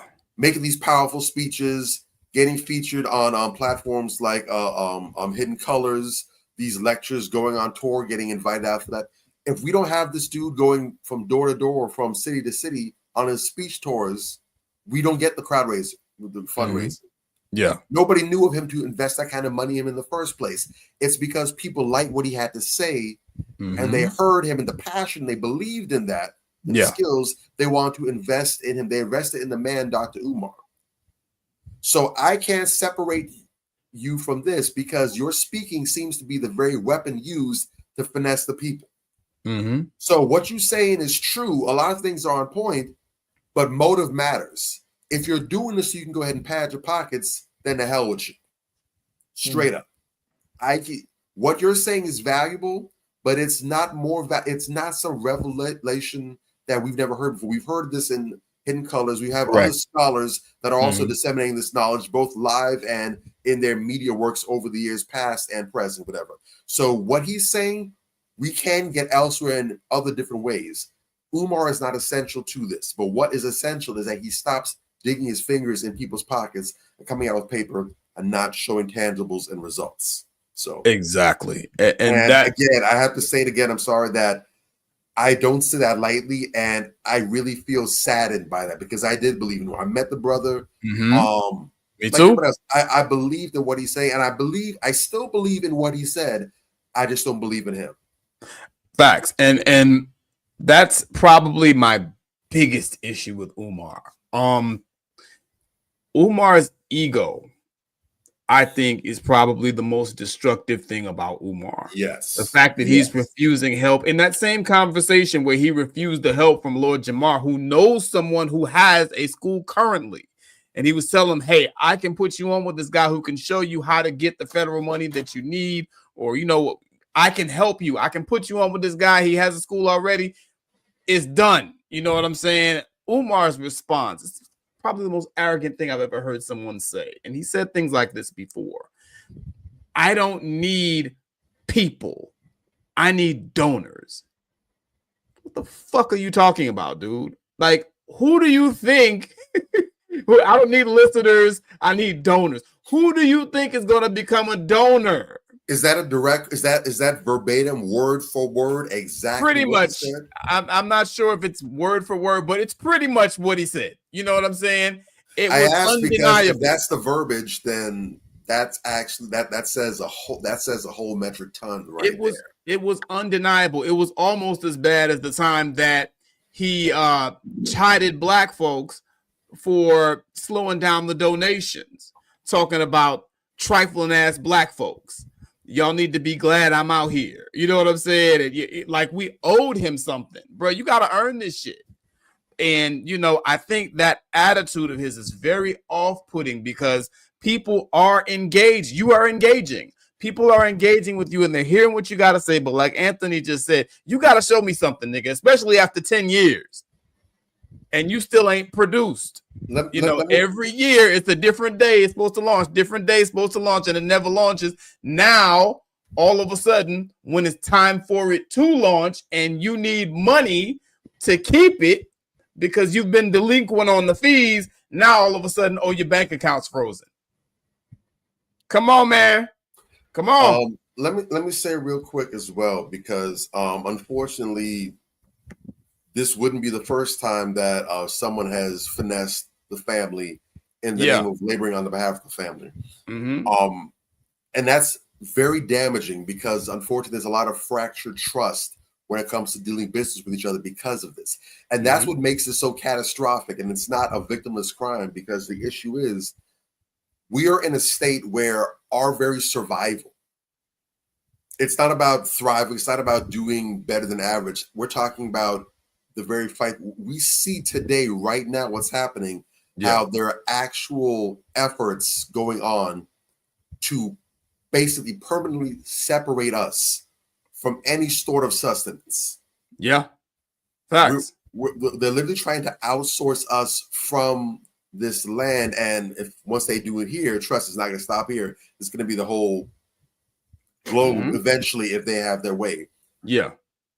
Where at a time when more than ever, we need to be coming together, pooling resources and building, and do less operating like fingers and more operating like a fist. Yeah.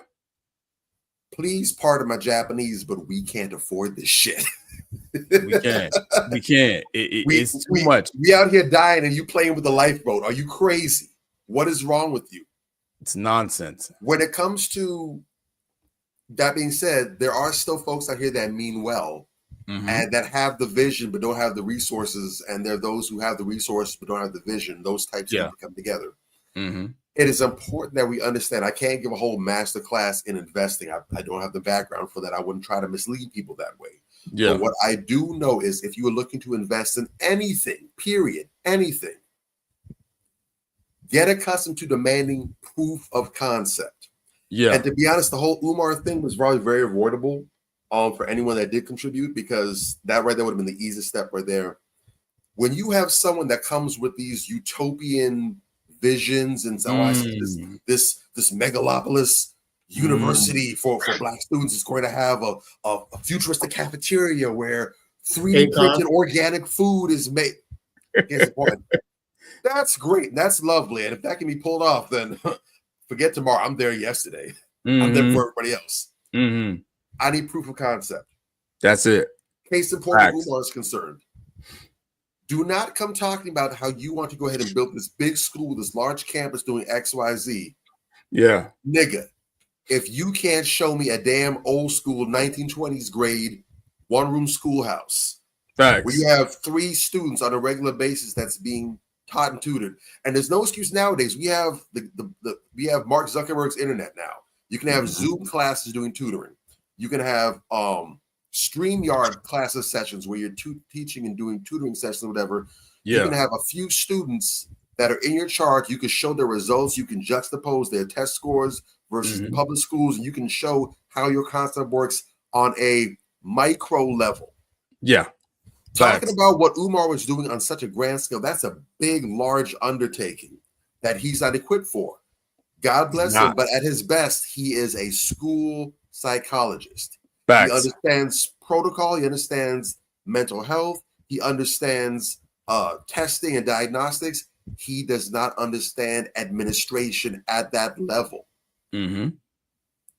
So if you can't show at a basic level, if anyone's talking about investing me, and they can't show you a prototype, a small to scale version of what they're doing at the bare minimum, and show you a plan that's well thought out, that's showing how each phase is going to take to the next level, keep your money in your pocket.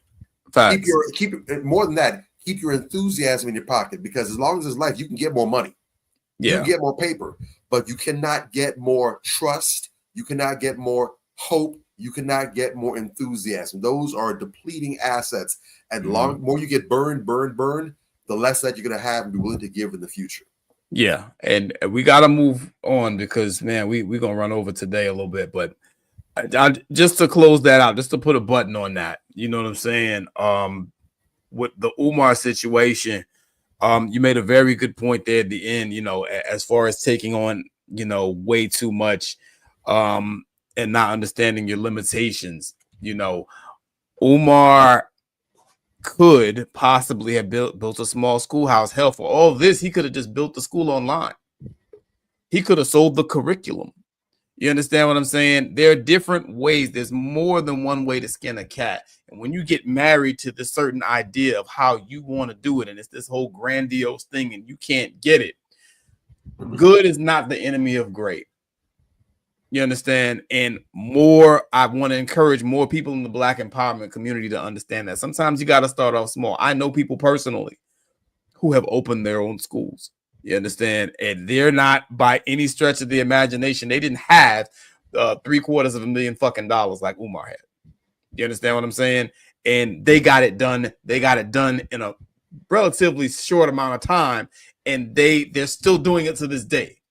So let's tighten up out there. And, you know, let's, you know, like I'm with you on this one, Bob. I can't separate the man's, you know, ideology from the person that he is, because there are very serious, very, very serious, deep character flaws that inform the way that he handled this entire operation. You understand? What about the people who donated? Did they get their money back? Since they're going to auction the school off? We're going to have to do a whole new show on it. Unfortunately, I truly do feel that they're going to end up auctioning off the school. So we're probably going to have to do a whole show on this in a couple of weeks anyway, because he's shown us that he's woefully unprepared for this. So it just is what it is. So we're going to move on now, and we're going to talk about this character here. Again, when we start talking about people and how many chances are they going to get? Y'all remember this? Sha'Carri Richardson begins inexplicable feud with Allison Felix. Okay. She had this feud with another runner, It went back and forth. It got messy. It was just, oh my God. It's always something, right? Then Sha'Carri Richardson's beef with Gabby Thomas explained after the Olympics drama. And then again, she's got another beef with another Olympian. It's all over the place. It's messy. It's, you know, it's just messy. It's spaghetti in your lap. You understand what I'm saying? It's just wild. And then, okay, you know, if that ain't bad enough, then we start talking about, okay, she's got drama. She tests positive for marijuana. This particular drama puts her in a position where she's unable to compete in the games. And again, we talk about yet another person who's had opportunity after opportunity after opportunity in Sha'Carri Richardson. Repeatedly, people have forgiven her. Repeatedly, people have come to her aid, defended her, supported her, and she just keeps fucking up. It's just as simple as that. And unfortunately, now, things got a little extra out of hand and the law got involved. And this is where, I got to kind of draw the line on this one, because we gave you so many chances before. I saluted you because I was happy to see the maturity and the growth. And then the title of the show is Backsliding, right? All right, well. Problem with letting you know who I am, having put my hands on him. We had an argument. I will be honest about that, an argument, and that's pretty much it. This right here is new body camera video of the moments before Olympic sprinter G.a.u.g.e. Richardson was arrested at SeaTac Airport last month. You heard her tell police she did not touch her boyfriend, but airport security footage shows her shoving him multiple times before police arrived right here in this corner. Officers were called to TSA security after she pushed him in a packed terminal right outside security checkpoint 4. She was then booked into jail and then released the next day. This week, she addressed what happened on her social media. More than anything, definitely a lot of self-reflection, a lot of understanding of not only putting myself in a compromised situation, but somebody that I have a deep care and appreciation for as well is something that holding myself accountable. Along with the recorded apology to her fans and family, she posted this statement apologizing to her boyfriend for what happened at the airport. And so here we are, and again, I was one of those people. I was rooting for Sha'Carri. I understand people make mistakes. You understand? I get it. But it gets to the point where it's a bit ridiculous. Like, what part of you need to fix yourself and not fuck up no more do you not understand? And this one was kind of the icing on the cake. I think this one's going to leave a mark. You understand? Because people are tired of this double standard when it comes to domestic violence. I don't get into that. Oh, don't put your hand on a woman. Oh, don't touch a woman. Don't. Everybody keep their hands to themselves. That's me. I'm not in the business. I believe that, you should be a gentleman, whatever the case may be. But as you see in the picture, sometimes these women get a little aggressive. And I've seen videos and I've seen situations where a man kind of had to put his hands on a woman in order to protect himself. Now, why I don't advocate harming women or harming anybody, I do advocate protecting yourself, as the first line of action. And it's very unfortunate what happened. I hate to see anything like that happen. And it's always, I've seen this pattern, there's the initial offense and then there's the bullshit response to it. And boy, the comments were legendary. You had every excuse. Oh, y'all doing too much. Y'all making too much of it. It wasn't that serious. Oh, he just a little sissy. He snitching. He snitched on her. First of all, that's not even what happened. And people just talk stupid and their triggers get active. This is why I'm so hard on some of these knuckleheads. This is why I'm so hard on the Shannon Sharps and the Moniques and the Sha'Carris and all that shit, because your knuckleheadedness, what it does when you put it out there and you're being careless and reckless and you're not governing your own actions properly, you get a whole bunch of people out there triggered and they start having these adverse reactions and they start infighting among themselves. We don't need no more of this gender war bullshit. And as sure as I got a name, you got these bird ass females in the comments defending Sha'Carri. And I scratch my head like, damn, are women ever wrong about anything? For some people, I have some women on my page that literally anything a woman does, they always got the cape out. You understand what I'm saying? And it's like, bro, you gotta reel them in sometimes. London used to be like that. She's still like that sometimes. What's your problem? You know what I'm saying? Like, what are you talking about? And this is the problem that I have, man. Like, you get out here and you are a public figure. You have a lot of responsibility with the position that you're in. And if you're not conducting yourself in a proper manner and you're making a fool of yourself all the time, you are a harm to Black society. And that's what I see with her. That's what I see with all these chicks from Basketball Wives or whatever reality show. It don't even matter. That's what I see with all these female rappers. They are extraordinarily toxic. And you see these everyday women behaving exactly how they behave. You know, I know some young girl's gonna be pushing her boyfriend around like that and throwing shit at him because they saw her do it.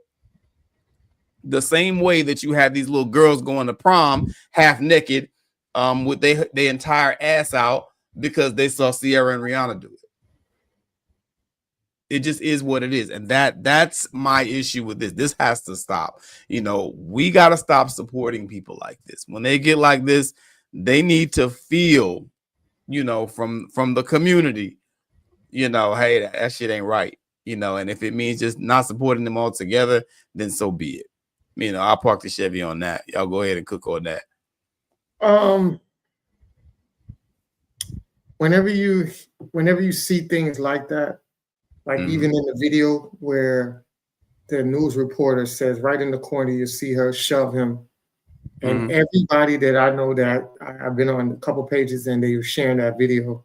The minute you see a woman react to a man, whether it's Sha'Carri Richardson or any other woman, in a violent way, the number one comment that I see response to that is, what did he do to cause her to act that way?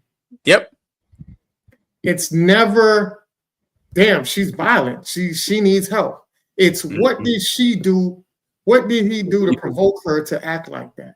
Yeah. So as the programming in society and in this world is that we always view women as victims all the time, regardless of the situation. And one of the most hurtful things, especially in the judicial system, is a woman is innocent until proven guilty. A man is guilty until proven innocent. A man will lose his career and life behind what a woman say or do to him when the law reacts. A woman will never lose her life or freedom whenever a man does what he does to her in public stance. So what I mean by that is, you remember the other day I told you that there was a woman that lied and said this guy raped her. He was with his family. And when the cops came, they arrested him. She never met this man in her life. This man was married and had children and had to spend 30 days in jail. And her consequences was she had to spend 30 days in jail. So imagine, as a man, you being innocent, but you get the same amount of punishment as somebody that falsely accused you. And then people don't understand how that equates to why men are the most likely to commit suicide 3 times more than any other people on this planet. And part of that reason is that a lot of us, even when we're doing right, we still get demonized as if we did something wrong. So that kind of weight holds down on people. So I look at people and I say, you know, and like I say, going back to the whole situation, there all ties in with all of them. Yeah. This is what I say, when you look at certain people and the mannerisms and how they act, you can tell that they have a large deal of trauma that they don't know how to unpack and deal with because they're not getting the professional help that they need. It is so overwhelming on them that it is causing them to be reckless in public and in person, you know. And when you look at Sha'Carri, a lot of people didn't even notice, like, I don't know if any people picked up on it, but when she was talking, there was no feel of remorse.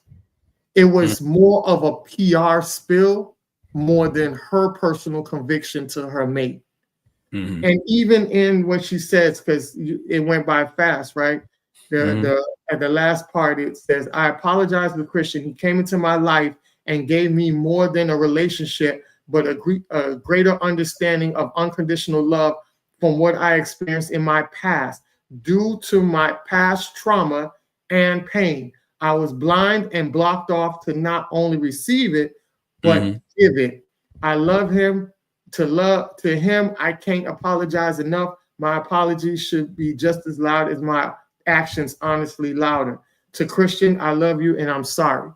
But that what you wrote is not what was conveyed in what you personally was saying in your video. It kind of came with a little smirk. It kind of came with, well, let me just say this so I can protect my assets and my investments, because I don't want to say something that's going to damage that part. And I think a lot of times when people, you know, of power or has some, you know, a lot of things to lose, they go more towards protecting that than being like, hey, you know, I can lose everything. I don't care. As long as the person that I say I love, I will give all of this up for you because I'm wrong. And this is how I feel, and this is how I feel about you. None of that was conveyed in that video. And as much times as people could give Sha'Carri all the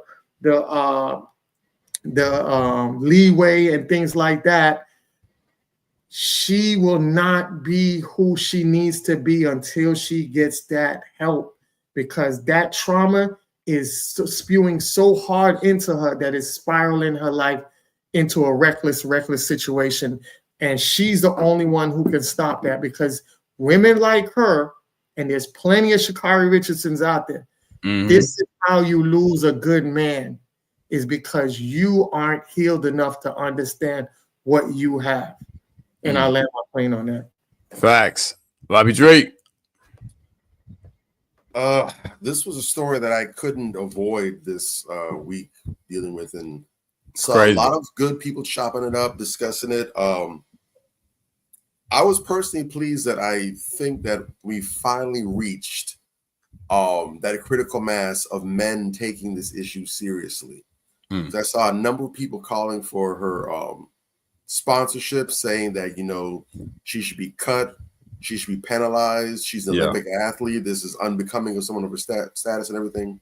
And I'm in full, flat out support of that as well. I believe that she should be stripped of her sponsorships, that she should lose her standing on the Olympic running team, because that is what is just, that is what is fair, that is what the standard typical response to such things of this have been when it has been a man doing the battering as opposed.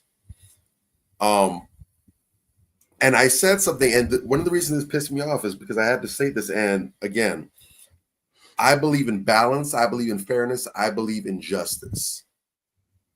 Those are ideals that are core to me and who I am as a person. So that's why I don't do that wishy-washy bias stuff. Oh, this is okay for men, it's not okay for women, vice versa. I don't do that. I'm down the line. If it's wrong, I'm coming at your neck, plain and simple. If I'm wrong, come at my neck, plain and simple. It is what it is. This bothered me, especially in the timetable of everything, because as much as it bothers me, and I hate doing, because I hate giving those incel red pill cats a bullet for the gun. I hate doing it. But again, I gotta call it what it is. Yeah. It bothers me how we just got on the tail end of talking about Shannon Sharp and how goofy and silly he was for dealing outside of his race with a 19-year-old white woman, and he's an old 60-something-year-old dude. Shame on, that's what he gets to do that. It bothers me that we just finished addressing that, which I don't disagree with at all. I don't disagree with that at all. Yeah. I'm actually right there. I co-sign it. But here we go this week, and we see this instance of a brother dealing with something similar with a woman who is of his race and who's not significantly younger than him. She's his peer in age. And some of the same ones who are so quick to do the finger wagging to Shannon they're now here copping pleas for Sha'Carri. Yeah. And what that leads me to believe, or what the evidence suggests, is that the issue you had with Shannon and others like him was never about Shannon, putting himself in jeopardy dealing with white women and them finessing. That was never the issue. No. Your issue was that black women didn't have the opportunity to finesse him and to drain him first. Mm-hmm. And that's a problem. And that he's a man. That's a big problem. So your issue isn't fairness. It isn't about how our black men are being mistreated and victimized and taken advantage of. The issue is it's messed up that I couldn't do it, or it should have been a black woman that's able to do this to him. Mm-hmm. Why is letting others do? We should be the ones that gain first crack at him. Mm-hmm. Understand, this is what helps put a battery in the back of the ones that say, I can't deal with black women, or I need to go overseas to do. You're literally feeding them the case studies right here. Now, if someone wants to go, now some yuck mouth, gap tooth, they see black women's best, yeah, I'll deal with them. When he comes, I can poke holes in him all day, but the minute he pulls out this instance, I have to shut my mouth because I'm not going to. You gave him a trump card now. Yeah, I'm not going to sabotage my credibility. Look stupid to ignore and disregard the real evidence right here in front of me. We talk about protecting black women. Stop handcuffing your protectors. I can't do nothing like this. It's ridiculous. But yeah, all I can say is I recall close to a decade ago now, I think, a very solid, very thorough, well-educated, well-spoken leader in sport and out of sport by the name of Ray Rice, who is married with his beautiful black wife. And they had a great night out in the town. It was a great night, wonderful event at the casino. They had a little too much to drink. They had themselves a little fussy fuss and got a little heated, as people who are under influence are wont to do at times, unfortunately. And what happened was an incident that ultimately ended up with Ray Rice pushing his wife in an elevator. She hit her head. She lost consciousness. She dropped down. And Ray came to himself and tried to, get his wife out of the elevator and bring her to herself. And that one event in an otherwise unblemished career, and as far as I'm aware, unblemished life, led to him being stripped of his status, stripped of his career, loss of his esteem in the public. And even though his wife came out and she took accountability, she accepted accountability, she said, I was the one who initiated the issue. This wasn't him just picking on me. I got it started. He responded. He didn't mean to do that. I should know what I did. Despite all that, and they were on her neck. They wanted her so bad to send him to the gallows, and she refused. Despite all that, they went ahead and took it upon themselves to strip him of everything that he had. Yep. Sure did. I can't see any reason, and he actually had some level of an excuse. He was under the influence of alcohol. Sha'Carri was stone cold sober. No, Christian didn't hit his head and black out, but I can see no reason as to why she shouldn't suffer the same fate, especially since she has shown a history, unlike Ray Rice, of repeated issues of conducting herself and discipline of herself. Yeah, she has serious disciplinary issues, serious ones. Man, this is where we are, though. You know what I'm saying? And brothers, if you haven't learned anything, you know what I'm saying, you got to watch your ass out here, because it doesn't matter what happened, you're always going to be in the wrong. So, with that being said, time for the crown check. This is the crown check segment where we honor our queens. Respect. All right, so this evening we are sending a crown check to our very special sister, R.I.P. in power, to our very special sister, Dr. Danielle Spencer, also known as D from What's Happening, also known as the homie, the girl from around the way that everybody loves. Shout out to this sister. She is phenomenal. I did not know that later on in life, she went and became a veterinarian. She's a doctor. I did not know that. But she's best known for her role in What's Happening, which is an iconic show.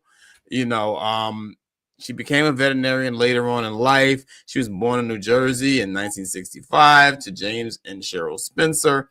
Her parents were separated when she was young, and she considered her husband to actually the mother's next husband to actually be her father. She became an actress at the age of 8 and began taking classes in 1976. She was the youngest show in What's Happening, which was based on Cooley High, as we all know. She attended the University of California, Davis, Ivory Coast. She also came back and What's Happening Now later on in life. She's a member of Delta Sigma Theta. She got her degree in veterinary medicine from Tuskegee University Veterinary School in Alabama and became a veterinarian in 1996. And, like all of the sisters that we like to bring on the Crown Check segment, shout out to that sister and just the way that she carried herself, the royal manner in which she conducted herself. She always, was a pleasant soul. She kept the company of black men. She was actually very friends with the guy who played Raj from What's Happening until the day she died, from what I understand, because he took things upon himself to make her his little sister in real life. You understand what I'm saying? So like, it's a very heartwarming story. Very sad that sister had to go. Still a relatively young sister, but I know she did have some health problems back a few years, and so I'm not sure if that's what brought things about, but sleep in peace to that sister. Very, very iconic sister from an iconic show, and that is tonight's Crown Check, gentlemen. For D. Wright Price, very iconic sister. Queen did a phenomenal job. She made a lot of my nights very comical. Yeah. Watching her and the whole cast. Rerun and all of them.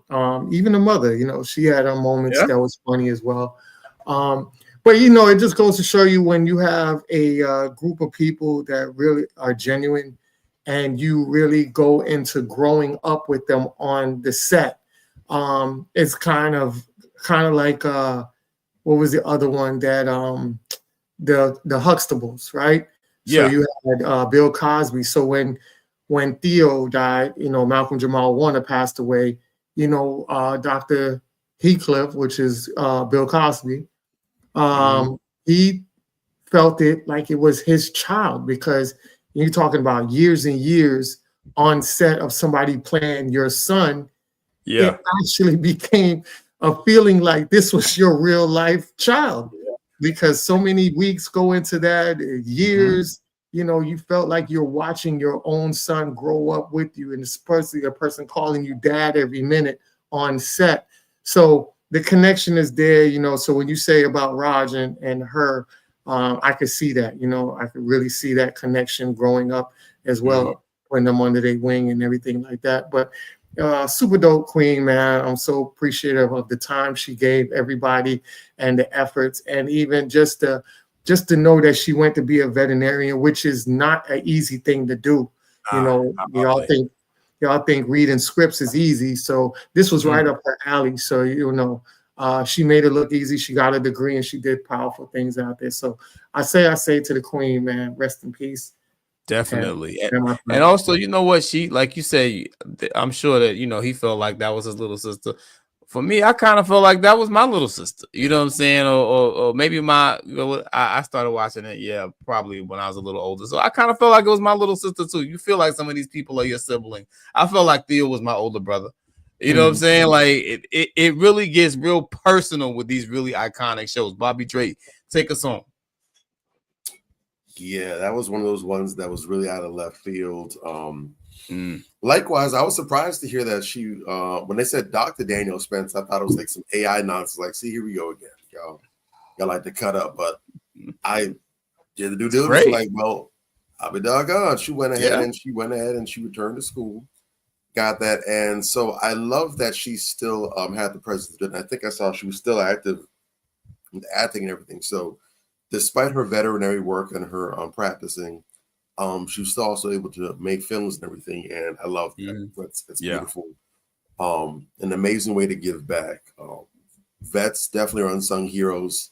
That also can be a stressful field, from what I understand as well too. There's especially if you're dealing with mortality aspect of some of those pets, not being able to save them, what have you. That can actually be pretty stressful, which I didn't know. So definitely a wonderful field to be in, very rewarding, but also challenging. Big ups to her for taking that upon herself. So thankful for her life, thankful for her career, and she was definitely the prototypical annoying little sister. Like you just want to flicker, just always blackmailing. Don't let her catch you do anything wrong. You know there's gonna be a penalty attached to that. But she played her role to perfection. She left an indelible mark that those of us who did watch that show, What's Happening, will never forget her for. So appreciate her and her work and her art and her craft and her life. So that is once again the conclusion of another week of Manversations 2020. Yeah. Look, we're not expecting perfection from anybody. We're not asking for people to go ahead and to cross every T, dot every I, check every box. But what we're asking for is consistency. Be true to yourself, because it's really not about us. You know, nobody has anything to prove to Major, Ant, or myself. It's not about us, but it should be about you.